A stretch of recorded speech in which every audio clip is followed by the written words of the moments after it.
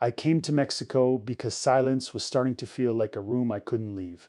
Back home in Indiana, mornings had turned into a long echo, coffee cooling on the counter, the radio talking to nobody. I'd retired early from the plant knee shot, back worse, and I told everyone I was looking forward to rest. Truth was, I was just tired of being reminded that I no longer had a place anyone needed filled. Mexico City wasn't supposed to be an answer. It was supposed to be a pause. I rented a small furnished apartment in Narvarte, second floor, iron bars on the windows like most places, a balcony just wide enough for two chairs I bought from a street vendor. The building smelled like cleaning solution and fried onions from someone's kitchen below. The first night, traffic hummed like a distant river, and for the first time in years, the noise didn't feel like pressure. It felt like company. My days settled into something gentle. I woke early out of habit, walked 3 blocks to a panaderia, nodded at the same woman every morning without knowing her name, bought conchas, sometimes a coffee too sweet, sat on a plastic chair outside and watched people hurry past with purpose. Office clothes, backpacks, delivery bikes weaving through gaps I didn't see until they were already gone. I told myself I liked being invisible. I took Spanish classes twice a week at a community center near the metro. My accent was thick, my grammar clumsy, but nobody laughed. The teacher corrected me kindly, the way you do with someone who's trying hard but started too late. After class, I'd wander, letting the city pull me. Mercado stalls stacked with mangoes and avocados. OXXO lights buzzing late into the night. Old men arguing over soccer near a taco stand like it mattered more than anything else. Sometimes I'd go an entire day without speaking to anyone beyond gracias and buenos dias. I told myself that was fine, peaceful, chosen. But loneliness doesn't announce itself. It waits. It sits down next to you and pretends it's always been there. In the afternoons, when the sun hit the apartment just right, I'd lie on the bed with the fan on and think about my ex-wife's voice, how it used to sound when she needed something from me. A ride, a favor, help with the bill. I hadn't realized how much that feeling, being useful, had stitched my days together until it was gone. I wasn't looking for love. I was too old for that kind of story. What I wanted, though I didn't say it out loud, was to matter to someone again, even a little. The café was nothing special. Narrow, 2 tables inside, 3 outside on the sidewalk. The sign was hand-painted, the letters uneven. I passed it a dozen times before I went in. The first day, I only ordered coffee, black, like I drank it at home. The girl behind the counter smiled when she handed me the cup, and for reasons I couldn't explain, that smile stayed with me longer than it should have. I started going there every morning after that. She couldn't have been more than 25. Dark hair pulled back tight. No makeup except maybe mascara.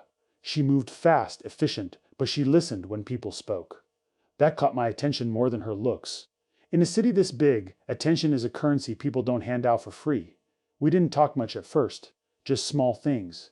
My Spanish, her English. Where I was from, how long I planned to stay. She laughed when I tried to pronounce certain words, not in a cruel way, just surprised. Like she hadn't expected me to try so hard. Her name was Marisol. She lived with her mother and younger brother in Iztapalapa. Took 2 buses to get to work. Worked 6 days a week. Went to school at night when she could afford the classes. Told me all of this slowly, over weeks, like facts placed gently on a table between us. I listened like it mattered. Because it did. I started tipping more than usual. At first, I told myself it was because I could afford it. The dollar stretched far here. A few extra pesos meant nothing to me, but I noticed how she'd hesitate when she saw the tip, like she wanted to say something and didn't. That hesitation made me feel seen in a way I hadn't felt in years. Some mornings she'd ask how my Spanish homework was going. Some afternoons, if it was slow, she'd sit for a minute and tell me about a customer who yelled, or a professor who assigned too much reading. Nothing dramatic, just life. Ordinary complaints. The kind you only share when you trust the listener won't use them against you. I never crossed a line. Not then. I didn't flirt, I didn't touch, I told myself I was just enjoying conversation, that there was nothing wrong with that. But I rearranged my mornings around her shifts. I found myself shaving more carefully, choosing shirts that fit better, sitting a little straighter when she came out from behind the counter. These were small things, harmless things. Still, I noticed them. On Sundays, when the cafe was closed, I felt the absence like a skipped heartbeat. I'd walked past anyway, pretending I was just heading somewhere else. The chairs stacked, the door locked. No Marisol. That's when I understood something uncomfortable. I wasn't lonely in general, I was lonely in a specific direction. One afternoon, rain came down hard, sudden like it does here. People ran for cover. The cafe filled up fast. Marisol looked exhausted, hair coming loose, hands moving nonstop. When it finally slowed, she leaned against the counter and sighed. Without thinking, I asked if she was okay. She shrugged. "Cansada," she said. "Tired."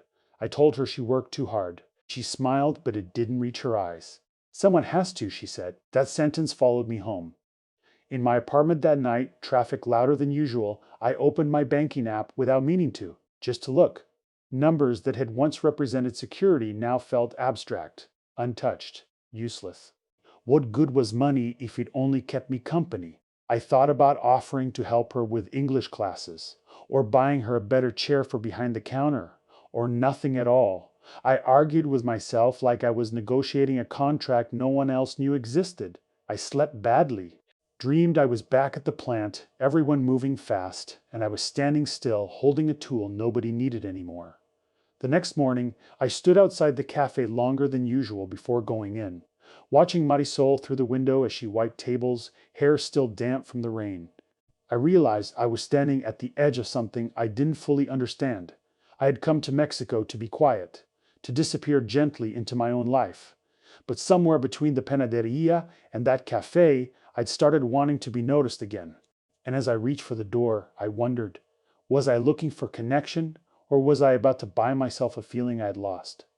The first time Marisol sat at my table, it felt like a small miracle I didn't deserve. It was a Tuesday afternoon, slow hour, the kind where the city seems to hold its breath between lunch and the rush home. I'd already finished my coffee, was halfway through a concha I didn't really want, when she came out from behind the counter with her own cup. She hesitated, eyes flicking toward the door, then back to me. "Está bien?" she asked, gesturing to the chair. "Is it okay?" I nodded too fast. "Claro. Sí, please." She smiled at my mix of languages and sat down, wrapping both hands around her cup like she needed the warmth more than the caffeine. Up close, I noticed faint circles under her eyes, the kind you get from long days and short nights. Not sadness, just effort. We talked about nothing important. The rain earlier that week, the buses running late, my Spanish class, her brother's soccer games. She corrected my pronunciation gently, tapping the table when I got it right. Each tap landed somewhere deep in my chest. I told myself this was just conversation, that if she were sitting with anyone else, it would look the same. But I also knew that wasn't true. She didn't sit with everyone. She chose this table. She chose me. That choice stayed with me. After that, sitting together became something we both pretended wasn't a habit. She'd join me when it was slow. I'd linger longer than necessary. We learned each other's rhythms, when to talk, when silence was okay, when a sigh meant more than words. I learned she wanted to work in accounting someday, that she hated math but was good at it, that her mother worried constantly about money even when there was enough, that she felt responsible for things she hadn't chosen. She learned I'd been married once. No kids. That I work with my hands my whole life. That retirement sounded better before it happened. She didn't ask why my marriage ended. I didn't offer. Some things feel like debts you don't want to collect on.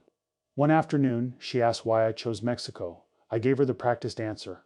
Cheaper living. Weather. Wanted something different. She studied me for a second, eyes narrowing just a little, like she could see the gaps between those reasons. Then she nodded. Es bonito aquí, she said. It's nice here. Yes, I said. It is.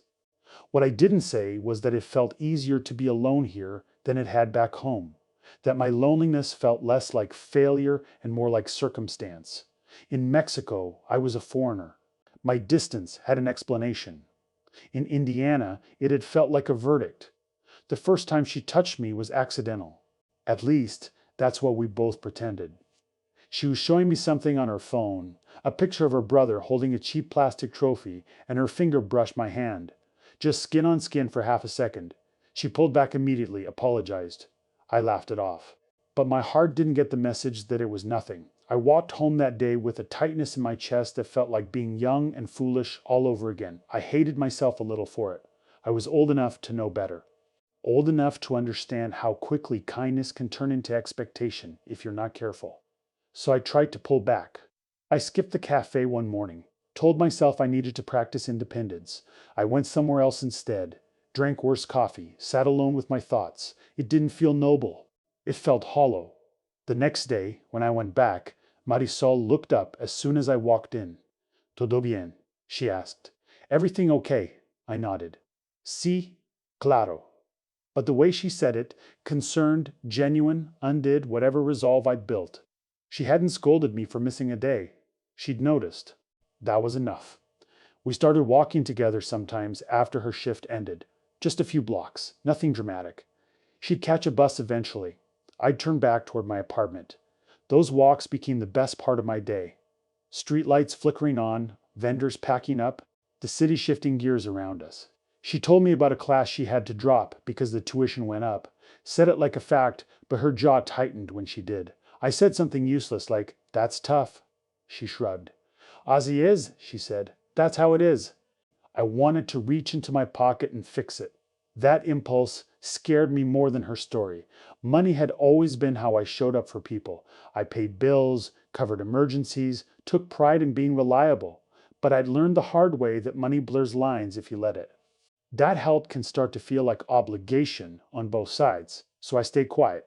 Instead, I offered to help her practice English. Just conversations, no payment. She agreed, relief obvious, but unspoken. We started meeting on Sundays at a small park near my place. I brought a notebook. She brought snacks she insisted on sharing. We sat on a bench and laughed at my terrible attempts to explain idioms. Those Sundays felt dangerously close to something domestic, familiar, easy. People passed by, families, couples, dogs tugging at leashes. Nobody paid us any attention. To them, we were just two people talking. That anonymity made it feel safer than it was. One Sunday, she asked if I ever got lonely. The question landed heavy. I could have deflected, made a joke, said something light. Instead, I told her the truth. Sometimes, I said, more than I expected. She nodded, like that answer fit into something she already understood. Yo también, she said. Me too. That shared admission stitched us closer together than any touch could have. Two lonely people sitting on a bench, pretending we weren't building something fragile between us. I started bringing her books in English. She started saving me pastries before they sold out. We never named what we were doing. Naming things gives them weight. We kept it light, unofficial, safe. Except it wasn't safe, because I began to look for her approval without realizing it. I noticed when she was quieter than usual. I worried when she looked tired. Her mood started to matter to me in ways I hadn't planned for, and she noticed my noticing. One evening, as we stood waiting for her bus, she asked if I was happy in Mexico. I opened my mouth to answer and realized I didn't know. Happy felt too big. Content, maybe. Less empty. More anchored. I think so, I said. Most days. She smiled, but there was something searching in her eyes. I'm glad, she said. You deserve that. No one had said that to me in a long time. That night, alone in my apartment, I sat on the balcony and listened to the city breathe. Laughter drifted up from the street. A dog barked somewhere nearby. I replayed her words over and over, like they might change if I listened closely enough. You deserve that. The problem with being seen after a long time is that you start needing it. And need is a powerful thing. It makes you generous. It makes you blind. As I turned off the light and lay in the dark, one thought pressed harder than the others. I hadn't crossed any lines yet, but I could feel how close I was standing to them, and I couldn't tell if I trusted myself to stop. The first time money slipped between us, it didn't feel like a decision. It felt like gravity. Marisol mentioned it on a Sunday, sitting on our usual bench, notebook balanced on her knee. She was distracted, eyes drifting away from the page, fingers worrying the edge of the paper. My mom's refrigerator broke, she said, casual, like she was commenting on the weather. We're trying to see if it can be fixed. I nodded, said the right sounds, asked if repairs were expensive. Más o menos, she said, more or less. She didn't ask for help. That was important to me. She never asked. But the picture formed anyway. Her mother, tired, opening a warm fridge. Groceries spoiling. Stress stacking on top of everything else she already carried. That night, back in my apartment, I stared at the ceiling fan and did math I didn't need to do. I could buy 10 refrigerators without blinking. 100 if I wanted to be irresponsible. Meanwhile, she was rationing worry like it was another utility bill. I told myself helping wouldn't change anything, that it would be a one-time thing. Practical, quiet. The next morning, I handed her an envelope at the café, small, neat. I'd written her name carefully on the front. For the refrigerator, I said. My Spanish felt clumsy around the words. Para ayudar. She froze. Her first reaction wasn't gratitude, it was panic. She pushed the envelope back toward me, eyes darting around like someone might see. No, she said quickly. No, no puedo. I felt embarrassed, exposed, like I'd misread the room entirely. It's okay, I said. Really, no pressure. Just help. She stared at the envelope for a long moment. Then at me. Something complicated moved across her face. Pride, relief, fear, all tangled together.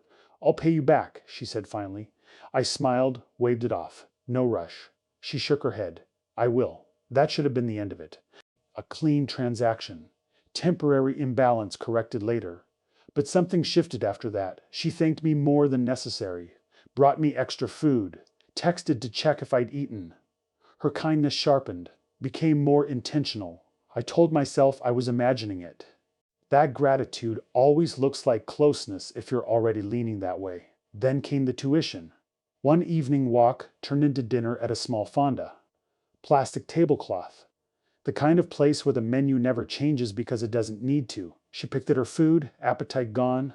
They raised the fees again, she said. I don't think I can finish this semester.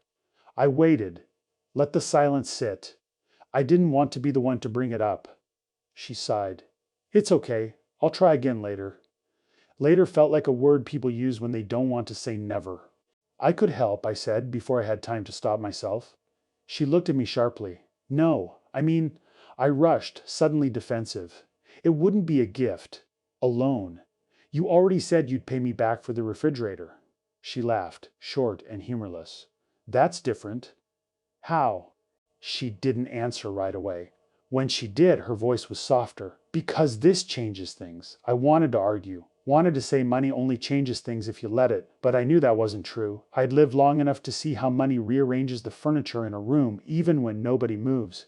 We didn't talk about it again that night, but the idea didn't go away. It sat between us like an unfinished sentence. A week later, she brought it up herself. Not directly. Just a comment about how tired she was of the cafe, how she wanted more than just surviving, how she hated feeling stuck. I listened. I nodded. I waited for the part where she asked. She never did. That made it easier. And worse. I paid the tuition directly, told her after, showed her the receipt on my phone like proof I wasn't lying. She cried. Not loudly, not dramatically. Just tears slipping down her face while she tried to apologize and thank me at the same time. People looked over. I pretended not to notice. I don't know how to do this, she said. I don't want you to think. I don't, I said quickly. Think anything. That was true. Or at least it felt true in that moment. After that, we started using the word we without realizing it. We talked about her classes like they were an investment we were both making. Her success felt personal. Her stress felt shared. She came over to my apartment for the first time to study. Sat at my small table, paper spread out, hair pulled back the same way she wore it at work. Seeing her in my space felt intimate, in a way I hadn't prepared for. Like letting someone read a journal you never meant to keep. We didn't touch. We didn't need to. Proximity did enough damage on its own. I cooked for her sometimes. Simple meals. She washed dishes without being asked.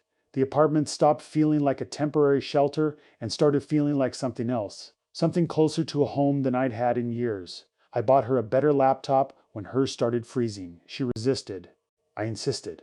We compromised by pretending it was necessary for school. Necessary things feel morally safer.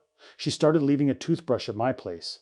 I noticed little changes. She checked with me before making decisions, asked my opinion more, sometimes deferred when she didn't need to. That should have bothered me. Power imbalance isn't loud. It's polite. It wears the face of convenience. Friends back home asked how Mexico was going. I told them I'd met someone special. I didn't give details.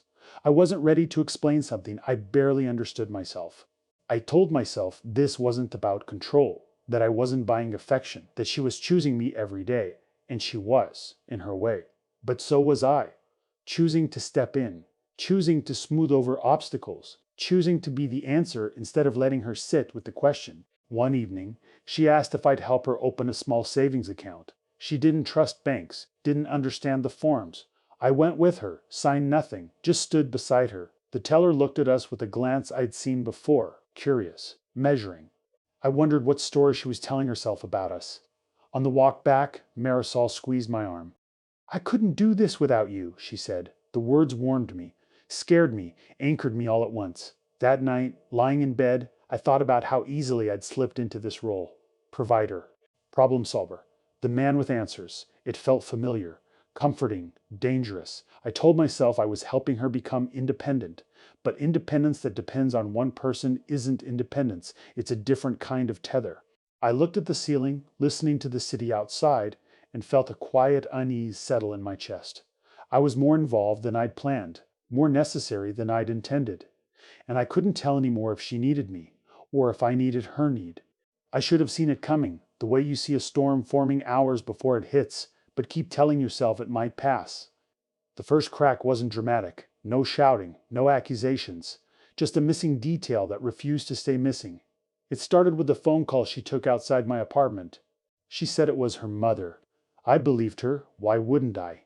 But when she came back in, her hands were shaking. She tried to hide it by busying herself with the kettle, turning the stove on too high. "You okay?" I asked. "Si," she said too quickly. "Todo bien?" I let it go. That's what you do when you don't want to disturb the version of reality you've grown comfortable inside.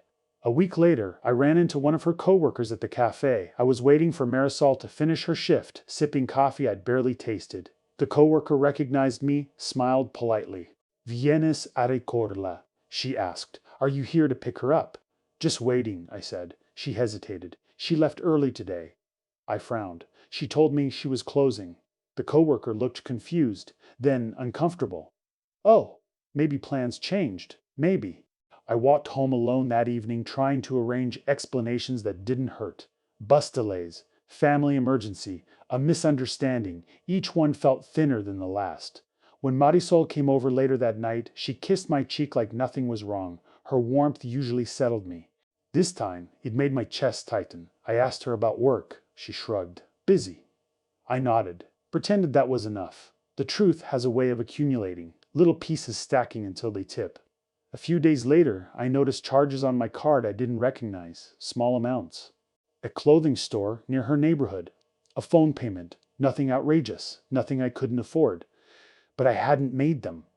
I stared at my phone for a long time before saying anything. My heart wasn't racing. It was heavy, like it already knew. When I asked her, I kept my voice calm.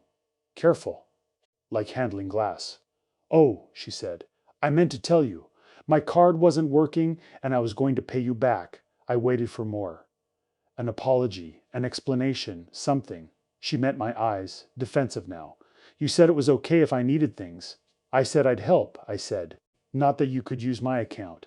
Silence filled the room, thick, pressurized. She crossed her arms. "So now it's a problem." That's when I understood how far we'd drifted from where we started. "It's not about the money," I said, the lie tasting bitter as soon as it left my mouth. "It's about trust." Her face changed, hurt hardening into something sharper. "You don't trust me?" she asked. I wanted to say I did. I wanted to rewind to before this conversation existed. But trust isn't a switch you flip on command. It's something you feel slipping before you can stop it. "I don't know," I said. The words landed harder than I expected. She stood up, pacing. "I never asked you for any of this. You offered. You insisted. That doesn't mean there are no boundaries." She laughed, short and incredulous. "Boundaries. You pay my tuition. You help my family. But now you want boundaries." The truth finally surfaced, ugly and unavoidable. We weren't having the same relationship. To me, the money had been help layered onto connection. To her, the connection had become entangled with survival, obligation, expectation, and now resentment. "I feel like you're keeping score," she said. "I feel like I don't recognize where I fit anymore," I said back. We stared at each other across the room that had once felt safe. She told me things then, not all at once, in pieces. That her cousin had borrowed money I didn't know about. That she'd been helping at home more than she admitted. That the pressure never stopped, it just changed shape. I listened. I believed her. And still, Something had cracked beyond repair. Because woven through her explanations was an assumption that I would cover it, that I would smooth it over, that I would keep being the answer. I realized she didn't see me as a partner. She saw me as stability. And I had encouraged that without meaning to. The argument wasn't loud. It didn't need to be. The damage was already done. She stayed quiet after that, distant, polite, like someone waiting for a decision to be made. I slept badly that night, again, listening to her breathing beside me, realizing how alone I felt with her right there. In the morning, she packed her bag carefully, too carefully. "I need some space," she said. I nodded. I didn't argue. There was nothing left to negotiate. She stood at the door, hesitating. For a moment, I thought she might apologize, or cry, or ask me to stop her. Instead, she said, "I never meant to hurt you. I believed that too." When the door closed, the apartment felt unfamiliar, like I was staying in someone else's place. The quiet returned, heavier than before. Days passed, then weeks. We texted occasionally, practical things, logistics, polite distance. The warmth was gone. I canceled the automatic payments I'd set up, not out of spite, out of necessity. Every click felt like peeling something off my skin. One afternoon, I walked past the café and didn't go in. I kept walking until my legs hurt, until the city blurred into noise again. I had come to Mexico to escape a silence that felt like failure. Now I was sitting inside a louder one full of words I should have said sooner. I wondered, as the sun dipped behind the buildings and the streetlights flickered on, whether this had been inevitable from the moment I opened that envelope, or whether the real mistake was believing that being needed was the same thing as being loved. After Marisol left, the days didn't collapse the way I expected them to. They just thinned out. Mornings still came. The panaderia still opened on time. Traffic still flowed like a restless tide. From the outside, nothing in my life looked broken. But inside, everything felt lighter in the wrong way, like furniture had been quietly removed from a room while I slept. I stopped going to the cafe, not out of anger, out of self-preservation. I knew if I saw her, really saw her, I'd start rearranging my boundaries again, telling myself stories that softened the edges. I didn't trust myself with that. Instead, I walked longer routes, took different streets, let the city reintroduce itself to me without her attached to it. At first, I felt foolish, not just heartbroken, embarrassed. A grown man who should have known better. I replayed conversations, searched for moments where I could have stopped things earlier. The envelope, the tuition, the laptop. Each one felt obvious in hindsight. Red flags look clearer when you're standing in the wreckage. But shame is lazy. It wants simple villains. And Marisol was never that. I thought about her mother, her brother, the weight she carried long before I ever showed up with a wallet and good intentions. I thought about how easy it must have been to let me help once I made it normal. How hard it is to refuse support when refusing means falling backward. I wasn't tricked. I participated. That realization hurt more than blaming her ever could. Weeks passed, then months. I finished my Spanish class, took another one. My accent improved. My listening got better. Funny how that works when you stop trying to be impressive and start trying to understand. I made acquaintances. A neighbor who borrowed tools. A man at the market who always gave me the ripest fruit. Small connections, real ones. They didn't need anything from me beyond courtesy. Some nights were still quiet in a way that pressed on my chest. Loneliness doesn't disappear just because you've learned something, but it changed shape. It felt less like hunger and more like weather, something to prepare for, not cure. I ran into Marisol once, by accident, on a bus. She was standing near the door, hair shorter now, wearing a jacket I didn't recognize.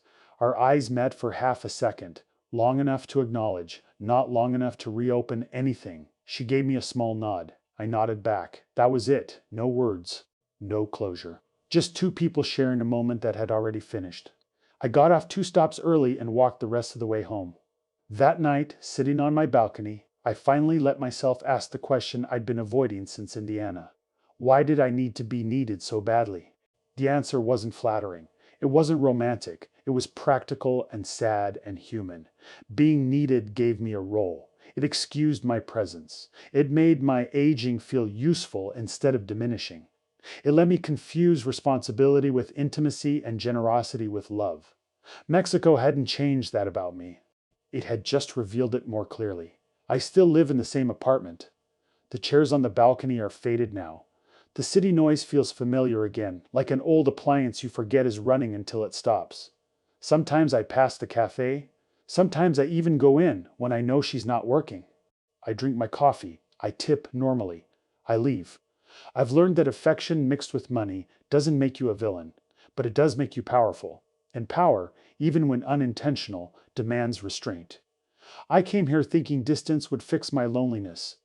What it really gave me was a mirror. And as I sit here now, listening to the hum of the city I chose, I don't know if I'll ever stop wanting to matter to someone. But I do know this. Next time, I want to matter without paying for the privilege. And I'm still learning how to sit with the quiet until that's enough.